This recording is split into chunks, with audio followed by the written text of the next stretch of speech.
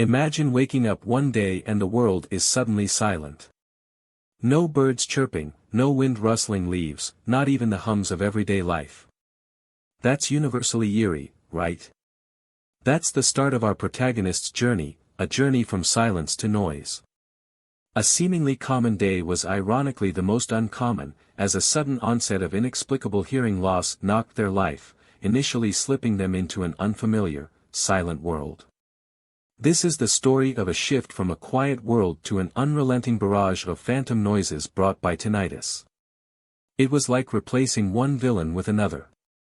Tinnitus, a condition that brings a constant torrent of ringing, buzzing, or hissing, can immensely affect quality of life, creating an illusion of noise in the head. Our protagonist now had to not only deal with the loss of hearing but also tackle these metaphorical monsters of noise.